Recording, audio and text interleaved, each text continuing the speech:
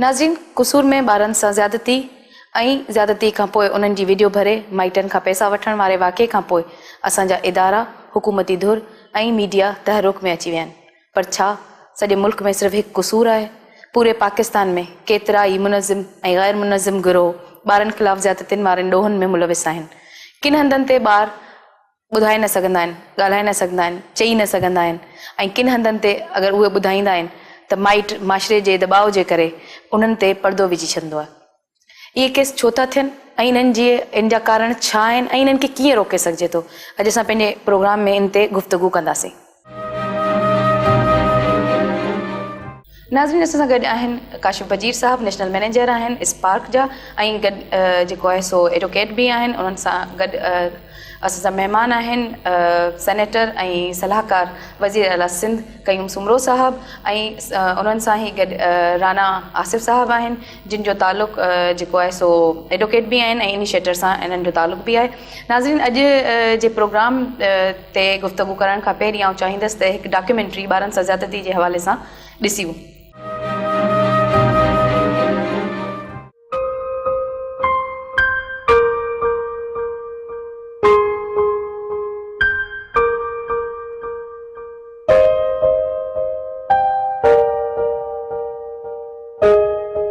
ॿार जिन खे कंहिं बि क़ौम जो रोशन आईंदो सॼो वञे थो, पर हिननि ॿारनि जो आईंदो त अंधेरो ई आहे, पर संदन हाल बि सस्ते सिगरेट जीअं सड़ी रहियो आहे।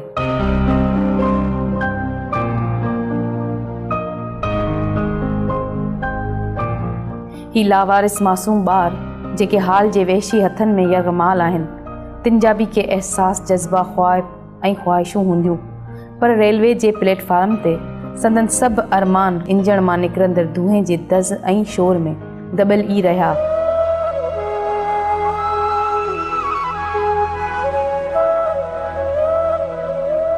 मेरा अब्बू नहीं ऐसे ही पकड़ा गया था।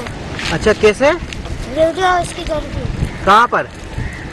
झूठा नाम लगा दिया कि ये चोरी करता है, इसीलिए उसको वो वीडियो लगा दी। बच्चे कहाँ जब फंसेगा तो पता लगेगा। नहीं, कुछ भी नहीं। तेरा अब्बू क्या अभी कहाँ है?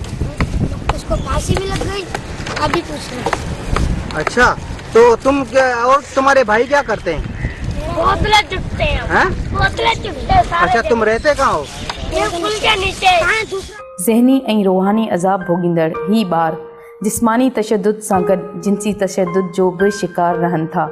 माण्हुनि जूं वहशी जबलतूं अठ ई पहर हिननि मासूम ॿारनि जी ज़िंदगियुनि जे ताक़ुब ताड़ ऐं तलाश में रहनि थियूं। रेलवे जे प्लेटफार्म ते छणियल पननि जियां विखरियल हिननि ॿारनि जे वजूद बाबति कई सवाल उभरनि था। ॿारनि जी मासूमियत, संदन ज़िंदगियुनि, हाल ऐं मुस्तक़बिल बाबति छा केरु सोचे थो? हज़ारे मुसाफ़िर रोज़ हिन जायुनि तां अच वञ कनि था, पर पुठियां रहिजी वञनि था ही लावारिसनि जहिड़ा रुलंदड़ मासूम ॿार। क्या करते हो? मांगते। इधर स्टेशन पे कब से हो? 3-4 महीने। तो यहाँ पर क्यों आए हो? मांग के रोटी खाते। क्यों, तुम्हारे अम्मी अब्बू क्या करते हैं? अबू मरी मांगती। छा हिननि ॿारनि जो बि केरु आहे या संदन को बि नाहे? अचो त हिननि ॿारनि खे पंहिंजे बचनि वांगुरु पंहिंजो महसूसु कयूं ऐं संदन अंधेरनि में भटकंदड़ ज़िंदगियुनि लाइ का छांव ऐं छपर बणिजूं।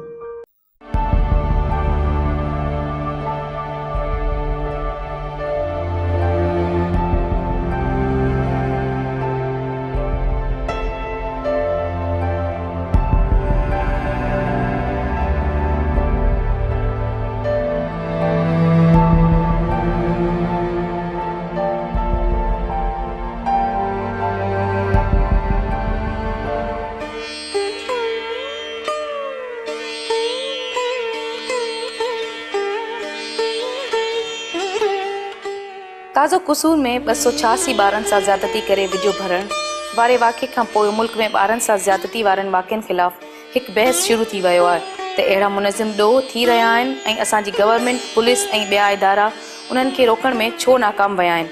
शहरनि जी भलाई त परे, पर हुकूमत शहरनि जी हिफ़ाज़त करण में बि नाकाम वई आहे। 2006 खां इहो मुनज़िम ॾोह थी रहियो हो ऐं 9 सालनि में हुकूमत, पुलिस, चूंडियल नुमाइंदा इन खां अणवाक़िफ़ रहिया या ईअं चइजे त इन्हनि जो हिसो रहिया। मीडिया जे पुॼण ऐं इन वाक़े जे ख़िलाफ़ आवाज़ उथारण खां पोइ बि IG पंजाब ऐं घरू वज़ीर पंजाब इन खे ज़मीन जो वाक़ियो, दुश्मनी ऐं अहिड़ा ई ॿिया बेहूदा बयान ॾींदा रहिया। पाकिस्तान में कल्चर ऐं मज़हब जे करे आम तौर ते ॿारनि सां थियल ज़्यादतियुनि ते ॻाल्हायो नथो वञे। हिकु लोकल NGO जी जनवरी टू जून जी 2014 वारी रिपोर्ट मुताबिक़ ॿारनि सां ज़्यादती जा 1786 वाक़िया थिया आहिनि, जॾहिं त 2013 में इहो नंबर 1204 हो, जेको हिन साल अॻे साल जी भेट में काफ़ी वधियो आहे। रिपोर्ट मुताबिक़ इन्हनि ॿारनि जी उमिरि 6 खां 15 साल आहे। इन्हनि हिकु ॿिनि वाक़ियनि में त साल ॾेढ जा ॿार बि शामिल आहिनि। इन्हनि वाक़ियनि में ज़्यादती, इज्तिमाई ज़्यादती, बदफ़ेली जा केतिरा ई केस शामिल आहिनि। सभ खां घणा वाक़िया पंजाब, ॿिए नंबर ते सिंध, टे नंबर ते ख़ैबर पख्तूनख्वा, चौथे नंबर इस्लामाबाद, पंजो नंबर आज़ाद कश्मीर ऐं छहों नंबर ते बलोचिस्तान शामिल आहे। सिंध में केतिरनि ई केसनि में ॾोहारी गिरफ़्तार थियण बावजूदु ॾोहारियुनि खे सज़ाऊं न अची सघियूं। ज़ैनब भयो केस खां मुक़दस आराइन केस ताईं ॾोहारियुनि खे सज़ाऊं न मिली सघियूं आहिनि। शायदि इहो ई सबबु आहे जो ॿारनि सां ज़्यादती जा वाक़िया वधी रहिया आहिनि। केतिरनि ई ज़्यादती जे केसनि में मासूम ॿार पंहिंजी ज़िंदगी विञाए वेठा, पर अॼु बि संदन वारिस या त कोर्ट जा चकर कटे रहिया आहिनि या नाउमीद थी जवाबदार धुर सां ॾंड ॾोह ते ठाह करे चुका आहिनि। मासूम गुलनि जहिड़ा ॿारड़ा कंहिं जॻह ते महफ़ूज़ न आहिनि, न घर, न बाज़ार, न स्कूल, न मदरसो, न मस्जिद। इहे मुस्तक़बिल जा महिमार पंहिंजी माज़ी खे विसारे न सघंदा आहिनि ऐं हिकु मुसलसल ज़हनी कशमकश जो शिकार रहंदे ज़हनी माज़ूर थियो वञनि। जॾहिं भारत जे शहर दिल्ली में हिकु न्याणी सां इज्तिमाई ज़्यादती थी त पूरो दिल्ली ॿरी उथियो। 4 ॾींहं लगातार कमीशन वेही कानून पास कयो। असांजे मुल्क खे बि अहिड़े कंहिं तकिड़े ऐं पेड़ाइते क़दम जी ज़रूरत आहे।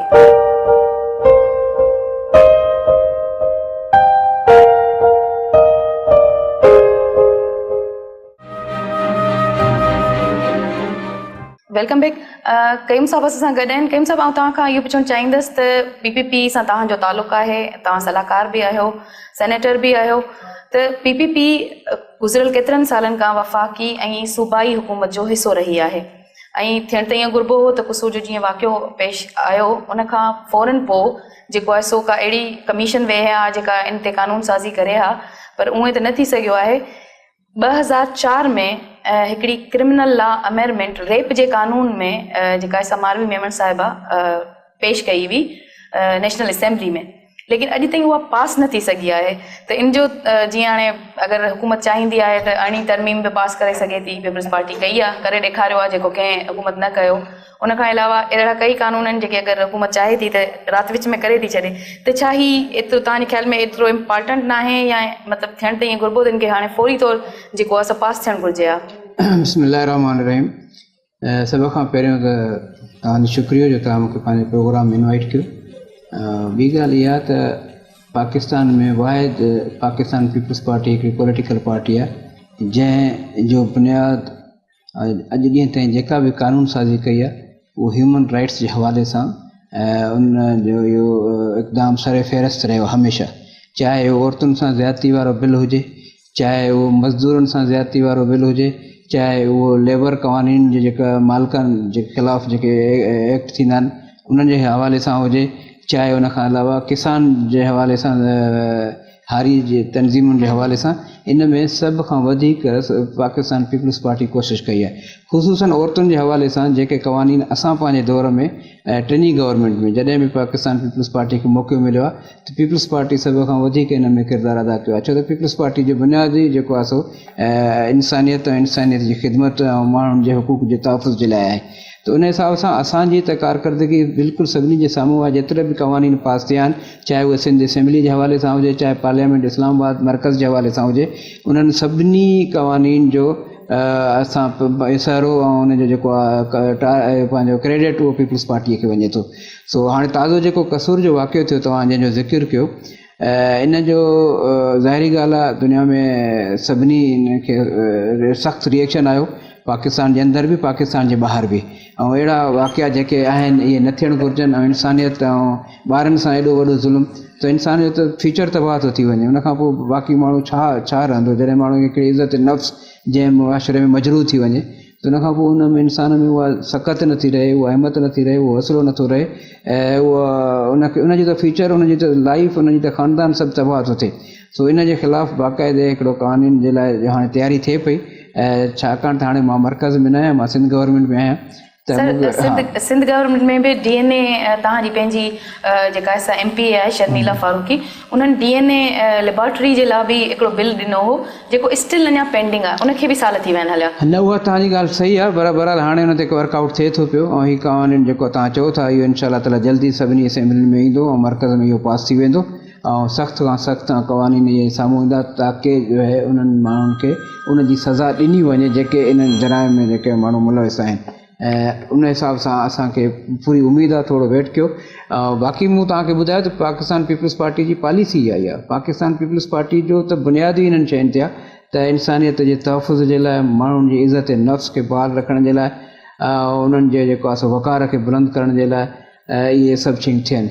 ऐं इन में छो त पीपल्स पार्टी पाण विक्टिमाइज़ेशन थी आहे दहशतगर्दी जे हवाले सां, उनजे करे पीपल्स पार्टी खां वधीक को बि अहिड़ी पार्टी बि न आहे जंहिंखे क़दुरु हुजे, जंहिंखे अहसासु हुजे ऐं जेको इन ते अमली तौर हवाले सां थी सघे थो की स्टेप्स हुजनि, पर पाण अगरि रिलेटेड उन सां हवाले सां ॾिसूं त रेप जी जेको मेन एविडेंस आहे उहो DNA आहे। तव्हांजी पंहिंजी जेको आहे सो न ॾिनो आहे उहो बिल, उहो पास न थियो आहे। हीअ अमेंडमेंट जेका आहे 2014 में आई आहे, मतिलबु उहो ई न अचनि त पास करण ते त करे सघिजे थो न, सिर्फ़ु हथु खणी यस ऐं नो करणो। असल में कुझु कानूनी अहिड़ी हूंदियूं आहिनि जंहिं ते डिस्कशन करिणो पवंदो आहे, जंहिंमें लॉ वारनि सां बि हिकिड़ो तमामु जेको उनखे विहारे करे उन्हनि सां हिकिड़ी मीटिंग करणी पवंदी आहे त जीअं हर एस्पेक्ट सां उनखे ॾिठो वञे त जीअं सुभाणे हुन में का बि अहिड़े क़िस्म जो अहिड़ी का शइ न रहिजी वञे जंहिं ते वरी एतिराज़ात थियनि।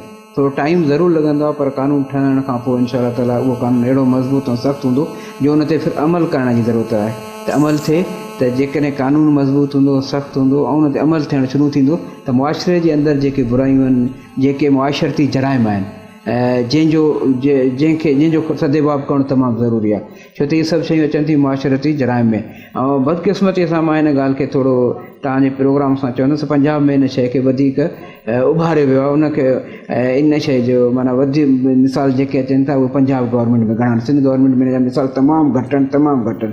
असां वटि सिर्फ़ु हिकिड़ो इशू आहे औरतुनि जे हवाले सां, उहो तव्हां पाण उन जो कानून असां ठाहियो आहे, उन जे लाइ असां वटि काफ़ी बचत आहे। पर हीअ जेके बाक़ी इशूज़ आहिनि जंहिंमें औरतुनि सां ॾाढा ई अच्छा नंढा ॿार जेके घरनि में कमु था कनि पिया, उन्हनि सां ज़्यादतियूं, अच्छा उहे मज़ारा जेके आहिनि हारी आहिनि वीचारा, उन्हनि जा ॿार जेके उन्हनि जे घर कमु कनि था, उन्हनि सां उन्हनि जो सलूक बुरो आहे ऐं उन्हनि ते तशदुद एॾा वाक़िया आहिनि, या उन्हनि जा निजी जेल, या इवन जेकॾहिं ॾिठो वञे त ओवरऑल इलाही मसइला आहिनि जिन ते जेकॾहिं अञा ईअं बि चइजे त उन्हनि जा जेके निजी जेल आहिनि जंहिंमें इंसानियत सोच जेके उन्हनि ते मज़ालिम थियनि ऐं हिकिड़ी इंसानियत जे मयार खां किरियल हरकतूं थियनि, तव्हां इंसानु आज़ादु आहे, आज़ादीअ सां पंहिंजी ज़िंदगी गुज़ारे, उनखे पंहिंजे मज़हब, रिलीजन, दुनिया जो को बि अहिड़ो क़ानून न आहे तव्हां इंसान खे ग़ुलाम कयो।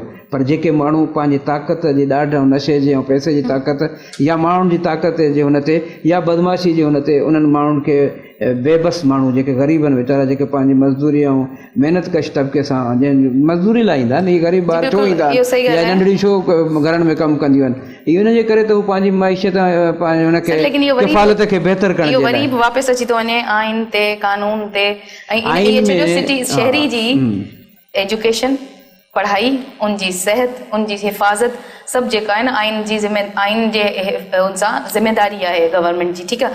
लेकिन गवर्नमेंट उनमें नाकाम वई आहे। ऐं ईअं नथी चवां त सिर्फ़ु पीपल्स पार्टी, लेकिन ओवरऑल अगरि ॾिठो वञे त जेके बि गवर्नमेंट्स आयूं आहिनि, मतिलबु उहे दहशतगर्दी खे शायदि सम्झंदियूं आहिनि, ओॾीमहिल तकिड़ो उनमें करे वठंदियूं आहिनि, लेकिन औरतुनि जा, ॿारनि जा अहिड़ा इशू उहे उन्हनि जे लाइ मतिलबु माइनर सम्झ में न आहे। थोरी मां वज़ाहत कयां त इनखे तव्हां थोरो जेकॾहिं हीअं खणी चइजो त इहे इन क़िस्म जा क्राइम सिर्फ़ु असांजे मुल्क में न आहिनि, दुनिया जे तरक़ी याफ़्ता ममालिक में बि आहिनि। ॾिसो क़वानीन हर जाइ ते आहिनि, हिते असां वटि बि आइन में इहे सभु क़वानीन आहिनि, ईअं न आहिनि त क़वानीन न आहिनि। असां हिते बग़ैर आइन जे मुल्क हले थो, पर उन ते अमल दरामद, असां आइन जो कानून जो एतिराम नथा कयूं। हाणे तव्हां अमेरिका में ॾिसो त काफ़ी उते मिसाल मिलंदा त ॿारनि जे स्कूल में फायरिंग जा वाक़िया, एतिरा थिया आहिनि पोयनि 2-3 सालनि जे अंदरि जो अॻु में हिन जा कॾहिं मिसाल न ॿुधासीं। नंढनि मासूम ॿारनि जे स्कूल में हिकिड़ो माण्हू अचे थो, उहो फायर करे हले थो वञे ऐं बेगुनाह ॿार मरनि था। कानून बि थियनि था, एॾो जल्दी वरी अमल बि थिए थो। उनजे बावजूद बि मां हिकिड़ी ॻाल्हि पूरी कयां, पोइ साईं खे तव्हां पूरो टाइम ॾियो। उनजे बावजूद बि इहे जराइम उते आहिनि। औरतुनि ते तशदुद ते बि आहे, औरतुनि सां जिन्सी ज़्यादती, इन ते तव्हां न ॻाल्हायोसीं। इहे जिन्सी ज़्यादतियुनि जा बि तमामु घणा वाक़ियात चाहे पाकिस्तान में चाहे दुनिया जे ॿियनि मुल्कनि में आहिनि, इहे हर जाइ ते पाया वञनि था। उन हिसाब सां क़वानीन जो हुजणु, उन ते अमल दरामद करणु, इन में त कंहिंजो इख़्तिलाफ़ न आहे, इहो हुजणु घुरिजे ऐं उन ते सख़्तीअ सां अमल दरामद थिए। त जेकॾहिं तव्हां इन्हनि ते अमल न कराईंदो त पोइ इहो कानून सिर्फ़ु किताबनि जे हद ताईं वधंदो वञे थो, क्राइम वधे थो, छो कानून ते अमल नथो थिए। राणा साहब, मैं आपसे पूछना चाहूँगी कि दिल्ली रेप केस हुआ था और सारी दुनिया को पता है कि वो उस पर बहुत हाइप क्रिएट हुई थी और पूरा दिल्ली जो है बाहर निकल आया था। इंडिया ने 4 दिन कमीशन बिठाया और 4 दिन विदाउट किसी गैप के उन्होंने बैठ के कानून साजी की। उनकी विल थी, कानून बनाया, सजा हुई, सबने देखा, ठीक है। कसूर वाला वाक़या हुआ और उस जैसे कितने ही वाक़े हुए हैं। और रिसेंट 3 दिन पहले सकरन में एक 10 साला मासूम बच्ची को रेप करके, कत्ल करके फेंक दिया गया है। तो आप बीइंग एडवोकेट, आप लॉयर हैं, वकील हैं और साथ में एक्टिविस्ट भी हैं, तो मुझे आपसे ये पूछना है, तो क्या हम इस तरह हमारे यहाँ नहीं हो सकता कि कोई ऐसी कमीशन बैठे जो 4 दिन के अंदर स्टेप उठाए, जो इवन अगर वो नहीं कर सकती तो इतना अच्छा कानून जो आया है, पेश हुआ है, इसी को पास करके और इन क्राइम को रोकने की कोशिश की जाए? जी बिल्कुल, बात होती है विल पावर की। और आपने देखा कि जब कभी जुडिशरी को अपनी एग्जिस्टेंस का मसला हो तो सारे जजेस रात के 12 बजे भी बैठ जाते हैं। और अफसोस से कहना पड़ता है कि एक 2 बोतल वाइन का भी सो मोटो नोटिस ले लिया जाता है। लेकिन जब बच्चों और ख़वातीन की तरजीहात का मसला हो तो मैं आपको शुरू बताऊं कि जब यही लोग योकोहामा में गए थे, बड़े विजिट करते हैं, स्टॉकहोम में गए थे, कमर्शियल सेक्स एक्सप्लॉयटेशन के विजिट करते हैं, कॉन्फ्रेंसेस में सीखते हैं, लेकिन बदकिस्मती से हुकूमत का अदलिया को साथ देना पड़ता है, एग्जेक्टिव का, और फिर ही जाके उस वक्त तक लोगों को कन्विक्शन होती है। तो अगर 12 लाख मुकदमात पंजाब के अंदर पेंडिंग में हैं, तो ये हमें अफसोस से कहना पड़ता है कि क्यों आप जजेस की तैनाती नहीं करते। और कसूर वाला वाकया तो टिप ऑफ द आइसबर्ग है। आपको 99 जून में याद होगा, एक शख्स जावेद इकबाल ने 100 बच्चों को सेक्सुअल अब्यूज करके तेजाब के ड्रमों में फेंका था और उनके माँ बाप ने उनके कपड़ों और जूतों से पहचाना था। तो अक्सर हमारे अनफॉर्चुनेटली बदकिस्मती से सूबाई हुकूमतें एक दूसरे को ब्लेम गेम करती हैं। नहीं, हमें पूरे सिस्टम को सही करना है और वो जो किसी का आइडिया हो, मेरे ख्याल उसको पिक करना चाहिए। कि बेनजीर भुट्टो साहिबा ने अपनी किताब में लिखा था, डॉटर ऑफ एशिया में, you can exile a person, you can't exile idea.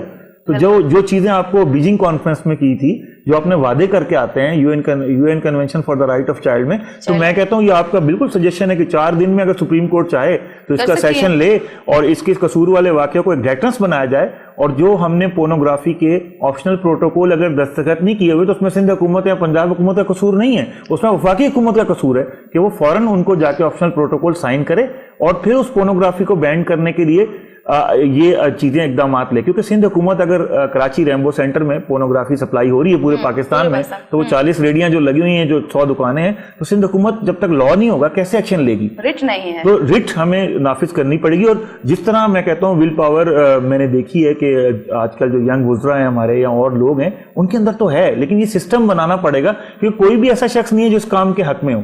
तो एक सिस्टम बनाना पड़ेगा, मैकेनिज्म होगा, और वही आपकी बात के प्रेसिडेंट अदालतों को सेट करने पड़ेंगे। और जब तक आप प्रेसिडेंट नहीं सेट करेंगे तो सियालकोट वाकया, मानावाला में वाकया, और ऐसे होते रहेंगे, इनको रोकने जिसता। नाज़रीन, हिते वठूं था हिकिड़ो नंढड़ो ब्रेक, गुफ्तगू जो सिलसिलो जारी रखंदासीं ब्रेक खां पोइ।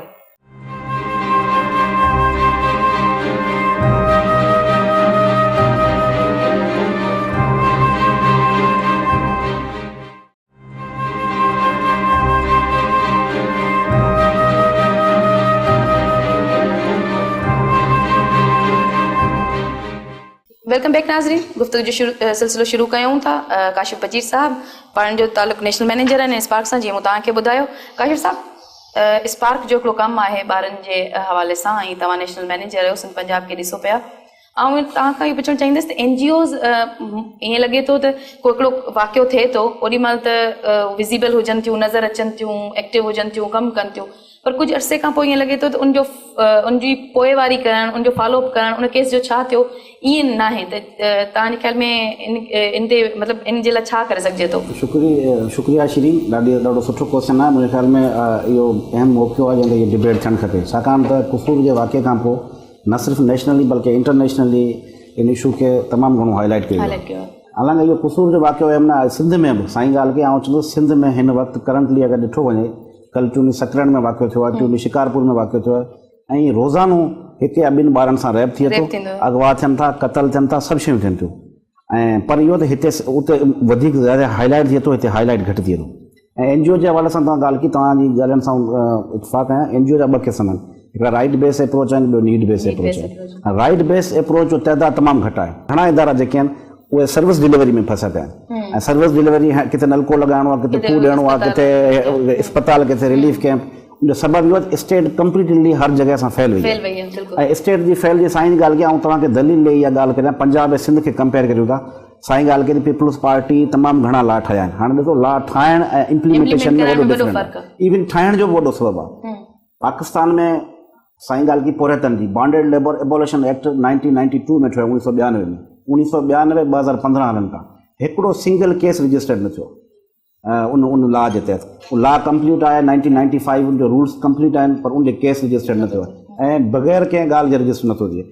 सिंध टेनेंसी एक्ट 1950 में हैदर भाई जतो जे दौर में ठहियो, अञा ताईं हारी को बि सिंध जो को पीजेंट रजिस्टर्ड न आहे, छाजे करे उहो इम्प्लीमेंट न पियो। इन ई रेप जे अगरि कानून खे वठूं, ऐं रेप जे कानून जी ॻाल्हि नासिर असलम ज़ाहिद चयो आहे त एतिरे अरसे में, एतिरनि सालनि में अॼु ताईं हिकु रेप जे मुजरिम खे सज़ा न आई। हाणे तव्हां इहा साॻी ॻाल्हि कयो, रेप जी ॻाल्हि था कयो। ॾिसो माण्हू चाइल्ड लेबर जी ॻाल्हि आहे, बॉन्डेड चाइल्ड लेबर, नंढड़ा ॿारड़ा मासूम जुबरी पूरे छो था कनि, चोरी छो नथा कनि, छाकाणि चोरी जे लाइ लॉ स्ट्रांग आहे। क़तल छो नथा कनि, क़तल में लॉ स्ट्रांग आहे, लॉ तमामु असांजा वीक आहिनि। एम्प्लॉयमेंट ऑफ चिल्ड्रन एक्ट 1991 जी जेकॾहिं ॻाल्हि कजे, अॼु ताईं डोमेस्टिक चाइल्ड लेबर खे शामिल ई न कयो आहे, अॼु ताईं एग्रीकल्चर सेक्टर जे चाइल्ड लेबर खे शामिल ई न कयो आहे।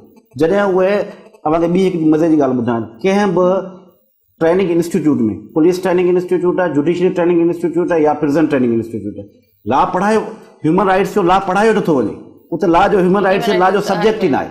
ऐं उनखे कोर्ट में तव्हां वञो, अॼु बि हाणे ॾिसो UNCRC जी ॻाल्हि, convention on the rights of the child, ॿारनि जे हक़नि जो आलमी मुआहिदो आहे, जेको हाणे रिसेंटली बल्कि हाणे हिननि रिपोर्ट सबमिट कराई आहे, जेका हिनजी रिपोर्ट हुनजी मॉनिटरिंग, हाणे रिपोर्ट थी आहे जेका 2013 में कराइणी, बल्कि हाणे हिननि कराई आहे। उनमें बि हुननि सख़्ती सां इंटरनेशनल तौर ते मञा कई आहे, मदरसनि में जेके ॿार आहिनि उहे रजिस्टर्ड न आहिनि, अनरजिस्टर्ड आहिनि, उनजो मॉनिटरिंग मैकेनिज़म तमामु वीक आहे। प्राइवेट स्कूलनि में जेके ॿार पढ़नि पिया उन्हनि जो मॉनिटरिंग मैकेनिज़म वीक आहे, गवर्नमेंट जी किथे बि नज़रदारी न आहे। जेलनि में ख़ासि तौर ते जुवेनाइल जेके आहिनि उन्हनि जी तव्हांखे ॿुधाईंदे इहो हैरत थींदी, सॼी सिंध सॼे में सिर्फ़ु हिकिड़ो रिमांड होम आहे जेको कराची में आहे, जिते इंटीरियर सिंध जो ॿारु पहुचे ई हूंदो, रिमांड होम जंहिंमें 9 खां 15 साल जे ॿार खे रखिबो ऐं उहो ॿार जुडिशियल लॉकअप में लॻा पिया आहिनि। सॼी सिंध में किथे औरतुनि जे लाइ लॉकअप न आहे। मिठी में जेकॾहिं अगरि थरपारकर में औरत खे अरेस्ट कयो वञे थो त उनखे केॾा खणी वञे। इहा स्टेट जो कमु आहे, MPS जो कमु आहे, एडवाइज़र्स जो कमु आहे, CM जो कमु आहे, लॉ ठाहे उन ते मॉनिटरिंग रिपोर्टिंग ठहे। जॾहिं इहे पहिरीं ॻाल्हि त उन्हनि जो हिकिड़ो किथे स्ट्रक्चर ई न आहे। मूंखे ॿुधायो मिठी जो ॿारु, उमरकोट जी औरत या काचे जोही जी औरत खे किथे रखियो वेंदो, किथे जेलूं आहिनि। इहो स्ट्रक्चर इन ते कमु करण जी ज़रूरत आहे ऐं इहे तमामु घणा वीक आहिनि ऐं इन ते मज़ीद कमु करण जी ज़रूरत आहे, छाकाणि त स्टेट एतिरी ज़िम्मेदार न आहे, न इन ते कॾहिं सीरियसली सोचो। साईं जेकॾहिं मां थोरो जवाबु ॾियणु चाहियां त साईं तमामु सुठियूं ॻाल्हियूं कयूं। बेसिकली हिन ॻाल्हियुनि जो असां बि सपोर्ट था कयूं। हरूभरू को साईं जी ॻाल्हियुनि खां इख़्तिलाफ़ रखण जी ज़रूरत न आहे मूंखे, पर कुझु ॻाल्हियूं मां चवां जेकी हुनजी करेक्शन थी वञे त उहो बहितरु आहे, छो त पाण मीडिया ते वेठा आहियूं, सॼी दुनिया ॾिसे थी, पाकिस्तान जा माण्हू ॾिसनि था। बेसिकली जेके कोर्टुनि जे हवाले सां साईं ॻाल्हि कई त कोर्टुनि में प्रॉपर एविडेंस न थी वञे, जंहिंजे करे इन्हनि ते जेको आहे सो सज़ा नथी अचे पई। उहे माण्हू तव्हां ॾिसो था त क़तल जा जेके मुजरिम जेके आहिनि बिल्कुलु जिन खे ख़बर थी पए त हीअ क़तल करे चुका आहिनि, उहे बि अदालतुनि खां छुटी था वञनि पिया। असांखे इन पंहिंजे सिस्टम खे बहितरु करणु, अदालती निज़ाम खे बहितरु करणु घुरिजे त जीअं घटि में घटि असां जा जेके उहे केस अचनि जंहिं माण्हुनि सां विक्टिमाइज़ेशन थिए थी, विक्टिम माण्हुनि खे इंसाफ़ मिले, पहिरीं ॻाल्हि। ॿी ॻाल्हि साईं तमामु हिकिड़ी ॻाल्हि करियो, मां हुनजो मुनासिबु जवाबु ॾियणु चाहियां थो। साईं चयो त मदारिस में रजिस्ट्रेशन जो अमल, ऐं इत्तेफ़ाक़ सां मूं तव्हांखे पहिरियों ई चवां पियो त मुंहिंजी मिनिस्ट्री बि इहो ई आहे, रिलीजियस अफेयर्स आहे। साईं सुवाल बि ॻाल्हि बि अहिड़ी करियो आहे जो हाणे मूंखे पंहिंजी मिनिस्ट्री जे लाइ जवाबु बि ॾियणो आहे। हा, मुंहिंजी मिनिस्ट्री आई आहे। त मां 4 महीननि खां वठी पहिरियों इन ते तमामु वॾो कमु कयो आहे। पोइ हिन हफ़्ते में असां पोएं वीक में जेको आहे सो पाकिस्तान जी तारीख़ में पहिरियों दफ़ो ऐं सिंध जी तारीख़ में त मूरों पहिरियों दफ़ो आहे त मूं तमामु मदारिस पाकिस्तान जा जेके बि मकातब फ़िक्र आहिनि उन्हनि जा 5 बोर्ड आहिनि, उन्हनि 5 ई बोर्डनि जी हिकिड़ी तनज़ीम ठहियलु आहे। उन तनज़ीम जो नालो आहे वफ़ाक़ुल मदारिस इतिहाद वफ़ाक़ुल मदारिस तनज़ीमात। उन्हनि तनज़ीमात खे आउं घुरायो 5 हिते असां पंहिंजे मुंहिंजे ऑफिस में तक़रीबन 150 जे क़रीब पूरे पाकिस्तान खां मंज़ूर आया, जंहिंमें मूंखे पंजाब गवर्नमेंट जे आम मिनिस्टर ऐं फेडरल गवर्नमेंट जे आम मिनिस्टर मूंखे हिन ॻाल्हि ते मुबारकबाद ॾिनी त जेको कमु असां हिते काफ़ी ॾींहंनि खां सोचियूं पिया उहो करे न सघियऊं, तव्हां सिंध में उन जी इब्तिदा कयो था पिया। उन खां बाद में मुंहिंजी DG रेंजर सां तमामु तवील मीटिंग थी।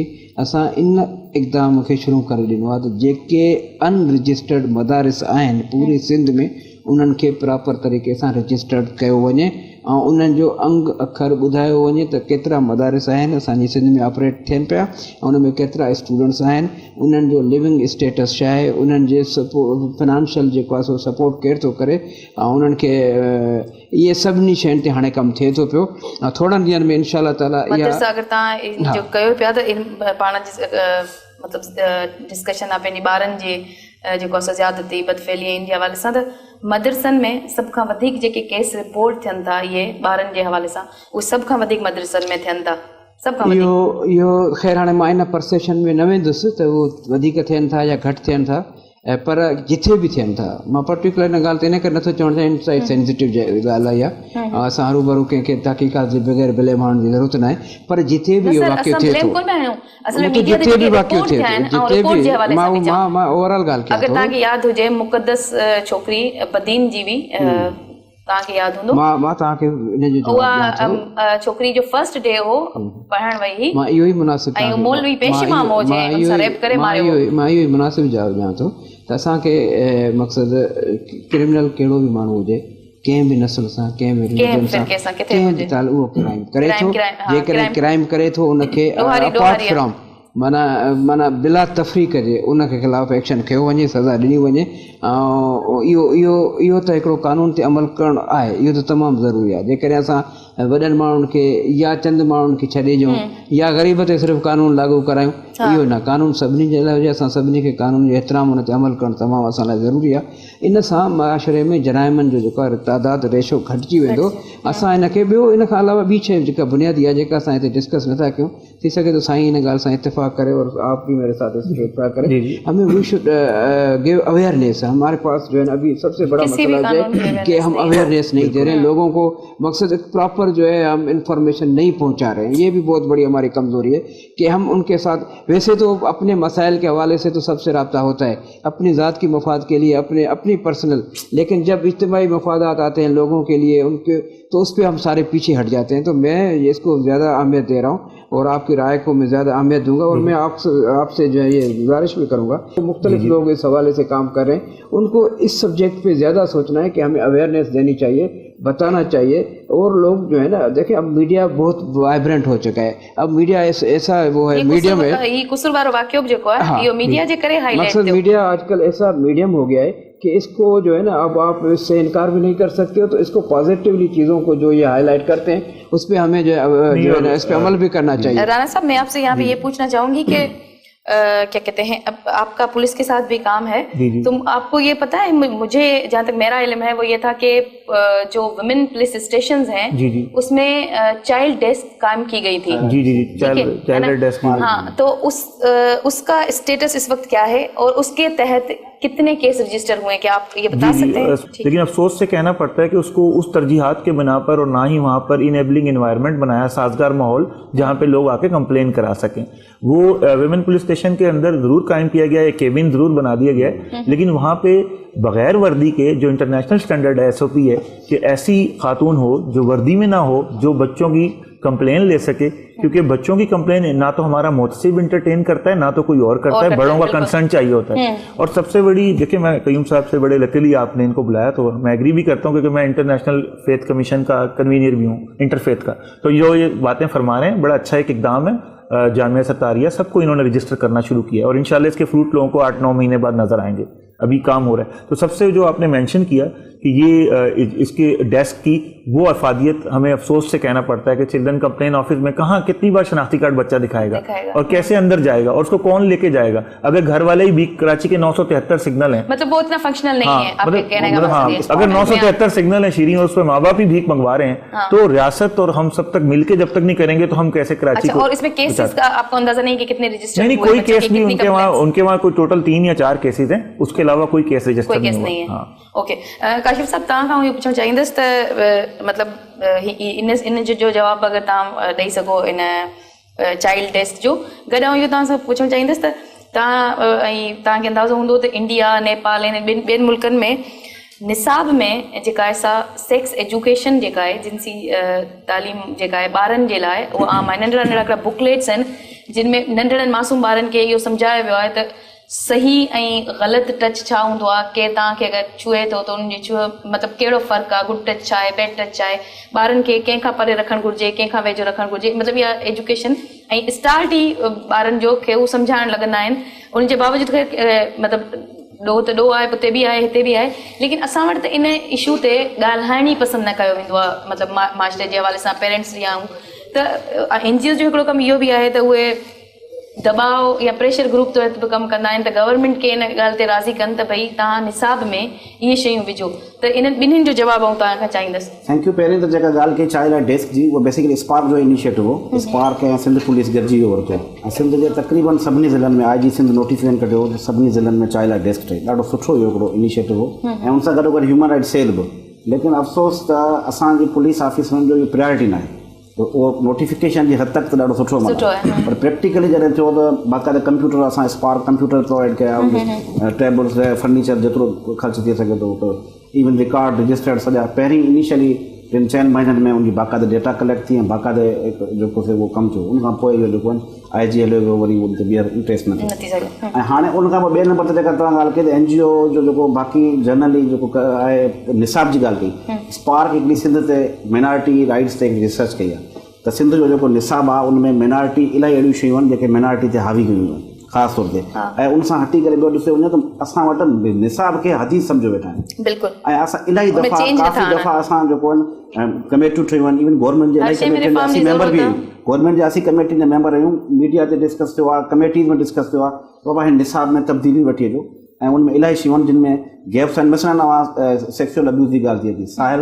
रोज़न काफ़ी NGO आहिनि जेके प्योर सेक्सुअल अब्यूज़ ते कनि थी, उन्हनि जा न्यूज़ लेटर त अचनि था, छोटा छोटा ब्रोशर अचनि था, पर ॾिसो लेकिन उनखे शामिल नथो कयो वञे। सिंध जे समूरनि इलाइक़नि में, पाकिस्तान जे समूरनि इलाइक़नि में असांजी हिकिड़ी दावा आहे, बिलीव आहे त तेसिताईं कमु न थींदो जेसिताईं उहा निसाब जो हिसो न थींदो।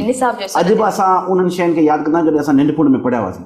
ऐं NGO जी ॻाल्हि कई त NGO ॾिसो गवर्नमेंट हीअं वफ़ाक़ सतह ते NGO खां केॾो प्रेशर वठी छॾियो आहे, कुझु डोनर खे ॾह निकाल ॾेई छॾियो आहे, ख़ाली करे छॾियो आहे, कुझु खे प्रेशर विझी छॾियो आहे, माण्हू फंडिंग प्रोजेक्ट जे चकर में लॻा पिया आहिनि। हाणे बाबा जेकॾहिं को बि कमु कंदो पुछी कंदा, लिखी रिटन में ॾींदा, तव्हां असांखां अप्रूवल वठंदा, तव्हांजी रजिस्ट्रेशन सर्टिफिकेट असांखे एग्री आहियूं, हुन सां असांखे को शक न आहे त इहो पुछणु या न पुछणु खपे, गवर्नमेंट जो राइट आहे। लेकिन इन सां NGO प्रेशर हिकिड़ो बिल्ड थियणो, उहो प्रेशर बिल्ड जेको घटिजी थियो। ऐं पॉलिटिकल पार्टी जी ॻाल्हि आहे, कंहिं बि पॉलिटिकल, ऐं हिकिड़ी कंहिं पार्टी जी ॻाल्हि नथो कयां, कंहिं बि पॉलिटिकल पार्टी जी एजेंडा ते न आहे त इहो वायलेशन औरतुनि उन्हनि जी प्रायोरिटी न आहे, उन्हनि जी प्रायोरिटी आहे इलेक्शन में खटणु, हुकूमत में अचणु, ऐं MPA MNA उन्हनि जी प्रायोरिटी आहे त SHO कहिड़ो थो चए, SP कहिड़ो थो लॻे, एजुकेशन में मुदाख़लत करणु, नौकरियूं आयूं आहिनि कोन आहिनि, वठजनि न वठजनि, गवर्नेंस हीअं गवर्नेंस जो बेसिकली इशू जो थियो, गवर्नेंस जो सभिनी जो टेंशन गवर्नेंस में। ऐं रिलीजियस की जेका साईं ॻाल्हि कयूं, साईं जी ॻाल्हि सां सहमत में, साईं ॾाढो सुठा इनिशिएटिव वठे पियो, असांखे एप्रिशिएट कयूं था, छो त साईं पाण इहा ॻाल्हि दावा कई त हेतिरनि सालनि खां इहो न थियो आहे, पहिरीं शुरूआत थी आहे।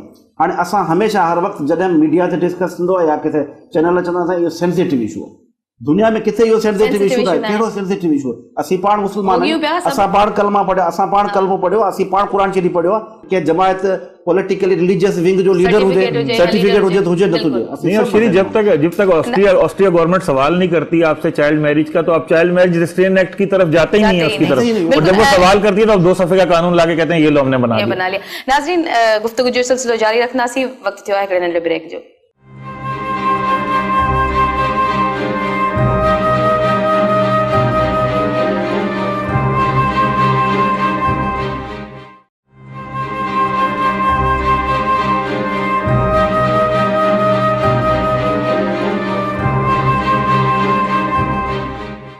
वेलकम बैक नाज़रीन जी गुफ्तगू जो सिलसिलो जारी कयूं था कयूं साहब तव्हां इन जे हवाले सां कुझु चवणु पिया चाहियो हाँ मां इहो पियो चवणु चाहियां त साईं तमामु ॻाल्हियूं त सुठियूं कयूं आहिनि पर साईं कुझु चयो आहे त NGOs जेके आहिनि उन ते प्रेशर आहे NGOs जो प्रेशर बि काफ़ी अहिड़ा NGOs आहिनि जेके अनरजिस्टर्ड आहिनि काफ़ी सालनि खां वठी कमु कनि था उन्हनि जी बि का ऑडिट न थी आहे तव्हांखे फंडिंग किथां थी थिए फाइनेंसिंग किथां थी थिए उन्हनि जी बेराह रवैये खे बि रोकणु तमामु ज़रूरी आहे छो त काफ़ी NGOs नुक़सान बि ॾिनो आहे हाणे जेको तव्हां पोलियो जे हवाले सां ऐं जेके केसिस में कहिड़ो प्रॉब्लम थिया आहिनि उहो तव्हांखे ख़बर आहे सदेवा छा रीज़न छा हुयो छाजे करे इहे केसिस थिया छो रुकावटूं थियूं त उन में जेके NGOs जिन ठाही ऐं जिन हवाले सां हीअ जेके वाक़िया थिया आहिनि पाकिस्तान में मुंहिंजो इशारो त हाणे काफ़ी आहे त उनखां पोइ उन्हनि टीमुनि ते हमला थियणु शुरू थी विया चवण जो मक़सदु इहो आहे त उन्हनि ते बि नज़रसानी हुजणु घुरिजे उन्हनि खे बि पंहिंजी गिरफ़्त में रखणु घुरिजे उन्हनि जे मथां जेकॾहिं असां छॾे ॾींदासीं न पोइ त सभु त पोइ तव्हां कंहिंखां एहतिसाब हुजणु घुरिजे गवर्नमेंट आहे सभिनी जे लाइ उन्हनि लाइ बि हुजणु घुरिजे सिर्फ़ु ईअं न आहे त NGOs जेको बिल्कुलु एॾी फ्री बॉडी आहे जेको ईअं न हुजणु घुरिजे उहो बि पंहिंजे रूल्स रेगुलेशन जे बाबति कमु को बि डिज़ास्टर थिए थो का बि अहिड़ी शइ थिए थी को बि क्राइसिस थिए थो NGOs उहे वाहिद उन जेके उते पुॼनि थियूं ऐं कमु कनि थियूं जिते गवर्नमेंट बि नथी पुॼे ठीकु आहे ऐं उन में आउं ईअं मञा थी त कुझु NGOs ईअं हूंदियूं ओवरऑल मां NGOs जे ख़िलाफ़ नथो ॻाल्हायां सिर्फ़ु मां एतिरो चवां थो त उन्हनि में बि जेके कारियूं भेड़ियूं आहिनि अच्छे बुरे हर उन्हनि में बि जेके क्रिमिनल जेके मनी मेकर्स आहिनि हाणे उन्हनि जो इंप्रेशन छा थियो आहे NGOs जो इंप्रेशन इहो थियो आहे त उहे मनी मेकर आहिनि बिल्कुलु पैसो ठाहिनि था पैसो गॾु कनि बिल्कुलु मक़सदु सिर्फ़ु पैसो खे पीछे अच्छा उन्हनि जो ऑडिट छो न थिए ॻाल्हि आहे अगरि गवर्नमेंट फेल न थिए गवर्नमेंट जो फेलियर न हुजे त इहे इदारा ठहनि ई न इहो उहे कम ई न न आहे गवर्नमेंट जो फेलियर सां को तालुक ई माफ़ कजो हिकिड़ी ॻाल्हि न इहो गवर्नमेंट जो का बि NGO अॼु बि सिंपल साईं ॻाल्हि के रजिस्टरिंग का बि NGO तंहिंखे उन खां डोनर फंडिंग न कंदो अगरि उहो रजिस्टर्ड न हुजे पहिरीं ॻाल्हि ऐं उन्हनि जो अकाउंट ऑडिट न हुजे 3 साल का ऑडिट चाहिए न ॿुधो मुंहिंजी ॻाल्हि भई अहिड़ा केसिस आहिनि NGO से ॻाल्हाए पाण पंहिंजे टॉपिक ते ॻाल्हायूं ॿिन्ही ॻाल्हियुनि ते मां साईं खे चई सघां थो सबूत ॾेई सघां थो काफ़ी NGOs अहिड़ा आहिनि जंहिंजी ऑडिट न थी आहे जंहिंजी रजिस्ट्रेशन न आहे उहे पाण हिते कमु कनि था जंहिंजी साईं वारनि खे बि ख़बर न हुजे NGOs जे रूप में हुननि जा हू जेके आहिनि पंहिंजी एक्टिविटीज़ हलाइनि था असांखे उन्हनि जी नज़रुनि ते वॉच करणु घुरिजे त असां ॾिसो मुल्क माशरे जी भलाई जे लाइ सोचियूं था हीअ सभु जेके वेठा आहियूं असां हिन मुल्क जी भलाई लाइ था कयूं हीअ जेको किरदारु अदा कनि था भलाई लाइ जेकर इन्हनि में बि ग़लति माण्हू हुजनि उन्हनि खे त न छॾियो असल हमारा मकसद जो है मकसद हमारा ये पाकिस्तान के बच्चों को जो 43% बच्चे पाकिस्तान के 18 साल से कम उम्र उनको प्रोटेक्शन देना जी राना साहब मैं आपसे एक सवाल करना चाहूंगी कि आप एडवोकेट भी हैं पाकिस्तान के PPC के कानून 375 जो है उसके मुताबिक जो है सिर्फ रेप का जो मुजरिम है रेप साबित होता है तो उसके लिए सजा है ठीक है लेकिन बच्चों के साथ ज्यादती करना उनको तंग करना हमारे पास कोई कानून नहीं है अभी तक बिल्कुल बिल्कुल ये शरीयत और ये जो रेप वाला कानून है ये इस पे लागू नहीं होता और खुद रेप वाले कानून में आज तक किसी को सजा नहीं हुई है तो आपके ख्याल में इसकी ये वजह तो नहीं है कि ये दिन ब दिन जो क्राइम रेप के हवाले से और बच्चों से ज्यादती के हवाले से ये बढ़ रहा है उसकी एक वजह ये है कि हमारे पास कानून ही नहीं है जी सबसे बड़ा ये कानूनी गैप है और जो आपने फरमाया मैं आपको एक हवाला दूं कि बदकिस्मती से जो PPC के अंदर लिखा हुआ है 375, 376, 377 के अंदर ये तीनों कंपाउंडेबल ऑफेंस नहीं है लेकिन मैं आपको FIR का नंबर बताऊं 28/2014 एक बोर्ड बेसन में एक बच्ची से 6 साल से ज्यादती हुई अब उन्होंने सुलह कर ली सुलहनामा जमा करा दिया जजेस की ट्रेनिंग की जरूरत है उनकी कैपेसिटी की भाई ये कंपाउंडेबल ऑफेंस नहीं है तुमने किस तरह इसको छोड़े शाहरुख जतोई का मसला आता है तो उसके अंदर तो आप वन साइडेड बन जाते हैं और आप बोलते हैं शाहरुख जतोई का हम वो पॉलिटिकल बंदा है तो उसकी हम कंपाउंडेबल नहीं करेंगे इसमें आपने कैसे इस FIR में कंपाउंडेबल कर दिया फिर दूसरा बड़ा गैप मैं आपको बताऊं पाकिस्तान की जो हमारी NCCWD ministry of land justice and human right है उसको भाई आपको ये लॉ जो है बनाना पड़ेगा बच्चों को कमर्शियल सेक्सुअल एक्सप्लॉयटेशन से जितने मीन्स आपने बताया 50 रुपए का एक मोबाइल कार्ड अगर आप कराची की मार्केट से मोबाइल में पोर्नोग्राफी भरवा सकते हैं खुलेआम और प्रेडी थाने के और नीचे बिल्कुल तो उसको हमें किसी ना किसी तरीके से काउंटर जो है एक्सप्लॉयटेशन फिल्टर लगाने पड़ेंगे और वो लॉ है सबसे बेहतर उसका एलिमेंट दूसरा उसका रूल्स है तीसरा उसका नोटिफिकेशन है ये तीनों मीन्स अगर सिंध हुकूमत ट्राई करे चीफ सेक्रेटरी बैठे हैं कयूम साहब हमारा मैसेज वहां तक पहुंचाएं तो हम इनको बच्चों को, क्योंकि देखें ये बड़ा नहीं है, मैं आपको बताऊं श्री, ये सिर्फ एनजीओ के काम की वजह से अवेयरनेस जो हमने दी एनजीओ ने और हुकूमत ने, उसकी अवेयरनेस देने की वजह से रिपोर्ट ज्यादा होना शुरू हो गया है। वरना कितने ऐसे केसेस हैं जो रिपोर्ट हुए ही नहीं। मैं आपको बता रहा हूँ नहीं, वरना कितने, मैंने स्टडी की पाकिस्तान के 90% स्ट्रीट चिल्ड्रन जब पहले दिन सड़क पे आते हैं, उनके साथ सेक्सुअल अब्यूज होता है, उनका केस कौन रिपोर्ट करेगा? उनके पास तो ना बर्थ सर्टिफिकेट है, ना शनाख्ती कार्ड है, ना एफआईआर लॉन्च कर सकते हैं। 18 रजिस्टर थाने में होते हैं रोज नामचे के। आप सीआरपीसी उठा के देखें, वो तो लॉर्ड मैकाले ने उसलिए बनाया था, उस जमाने में तो 18 रजिस्टर होते थे, बंदे ही 18 होते थे जुरिसडिक्शन में। तो भाई उस जमाने का सब्सटेंशियल लॉ आपको मिला। आप पीपीसी के अंदर आपने क्या किया कि आपके ऊपर सऊदी अरब का प्रेशर आया तो आपने किसास और दिए तो उसके अंदर डाल दिया। अच्छा, बाकी प्रेशर अगर सऊदी अरब 2-3 अरब डॉलर और इनको दे दे तो ये 3-4 और भाई सऊदी अरब के डॉलर या ऑस्ट्रिया गवर्नमेंट की फंडिंग, मैं इस पे बिलीव नहीं करता। हम इंडिजिनस एनजीओ हैं। हाँ, कयूम साहब का पॉइंट बड़ा वैलिड है कि 2 लाख सिविल सोसाइटी ऑर्गेनाइजेशन होने के बावजूद क्यों बच्चे सड़कों पे भीख मांग रहे हैं, तो इनका पॉइंट बहुत वैलिड है। और क्यों सैलाब में, तो ये सब चीजें हैं, लेकिन उसके बावजूद देखें कि एक चीज थोड़ी बता, एक सेकंड मिलेगा साहब, मैं इनकी हिमायत करता हूँ एक लफ्ज के साथ। देखिए, अभी हमने एक कोशिश की थी, मैं काफी हमारे दोस्तों ने इस पे सोचा था कि ये बच्चों में जो है ये रुझानात बढ़ते जा रहे हैं क्राइम के, उनके हाथों में ये टॉयज ऐसे हैं, जिस कोई गन है, कोई पिस्टल, 90% खिलौने टॉय, उस पे हमने बड़ा काम किया है और अभी इंशाल्लाह ताला असेंबली में वो आ रहा है बिल, उस पे कानून लागू कर रहे हैं। यही बता रहा हूँ, मैं वही बता रहा हूँ, वो भी आ रहा है, लेकिन मैंने आपको एडिशनल बताई कि ये जो आपने पढ़ा इस पे भी इंशाल्लाह ताला हम इकट्ठे बैठेंगे, वर्कआउट करेंगे और इसको अमली शक्ल पे लेते। नहीं, बिल्कुल करें और बल्कि हम श्री से भी दरख्वास्त करें कि इस इशू पे प्रोग्राम एक करें खाली, कि हम सिंध में या पाकिस्तान में रहते हुए श्री इन बच्चों को सिर्फ सेक्सुअल अब्यूज से कहाँ किन कराची में 150 ऐसे सिनेमा घर हैं जहाँ पोर्नोग्राफी दिखाई जाती है। बात ये है कि देखें, हम ये समझते हैं कि बच्चे जो है बाहर गैर महफूज हैं, लेकिन अभी इतनी सारी रिसर्चेस आई हैं जिसके मुताबिक बच्चे अपने घर में भी महफूज नहीं है। उनके चचा मामू जो घर वाले ही हैं वो भी अब्यूज करते हैं। श्री इन्होंने भी चाइल्ड प्रोटेक्शन अथॉरिटी बनाई है। दुकान का वठी मदरसे का वठी स्कूल कितने भी महफूज ना है। एक लाइन आपको ऐड कर काशिफ एक लाइन ऐड कर दूं कि चाइल्ड प्रोटेक्शन अथॉरिटी सिंध हुकूमत ने बनाई है। आप बजट डॉक्यूमेंट में आज सुबह ही पढ़ रहा था, उसमें 1 रुपया नहीं रखा। एफआईए का बजट 1974 का है, तो एफआईए का आईओ कैसे पोर्नोग्राफी को इन्वेस्टिगेट करेगा? जुल्फिकार अली भुट्टो ने 1974 में जो पैसे रखे थे, आज उससे 1 रुपया नहीं बढ़ाया। हर दरवाजे थे इंटरनेट के थोड़ी उनका फासले ते इंटरनेट कैफेज आम तौर ते हलन था, जंहिंमें ॿार वञनि था 20 रुपया ॾियनि था कलाक में, ॿार खुले आम जेके इनसे वेबसाइट्स हलन पियूं ऐं सभु ॾिसनि पिया। जंहिं शइ खे जेतिरो तव्हां दॿाईंदा उहा शइ ओतिरो जेको उहो ज़ाहिर आहे किथे न किथे ते निकिरंदो न, रिएक्शन थींदो।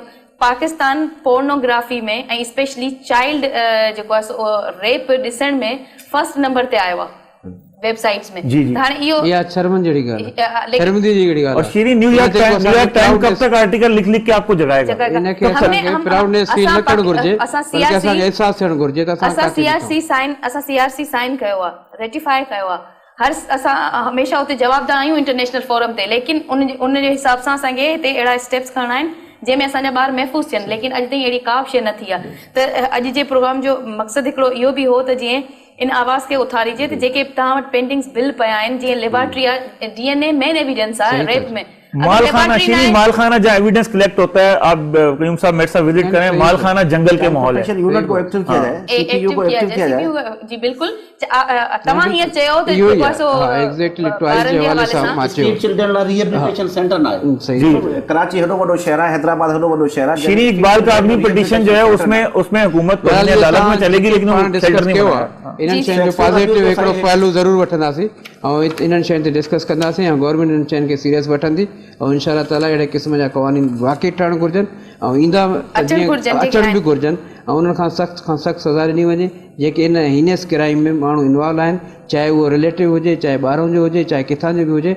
ये इन्हनि जे लाइ कानून पोइ सभिनी और पॉलिटिकल विल चाहिए जी। और कयूम साहब के तवज्जुह से मैं कहता हूं चेयरमैन बिलावल भुट्टो तक आके मैसेज लेके जाएं, पॉलिटिकल विल चाहिए। उम्मीद है इंशाल्लाह इस पे अमल करेंगे। मेहमाननि जी महिरबानी। नाज़रीन, इदारनि जो सही कमु न करणु, हुकूमत जी अदम दिलचस्पी, ॾोहारियुनि खे सज़ा न अचणु ऐं कोर्ट जे हिकु डिघे ऐं थकाईंदड़ तरीक़ेकार जे करे इहे ॾोह वधी रहिया आहिनि। मसइलो ज़ुल्म न पर ज़ुल्म ते ख़ामोश रहणु आहे। जेसिताईं असां पंहिंजे ॿारनि खे सही ऐं ग़लति जो न सम्झाईंदासीं, तेसिताईं कुसूर जहिड़ा ॿिया घणेई वाक़िया थींदा रहंदा। ईंदड़ प्रोग्राम में कंहिं ॿिए नए इशू सां गॾु हूंदासीं। तेसिताईं महिरबानी।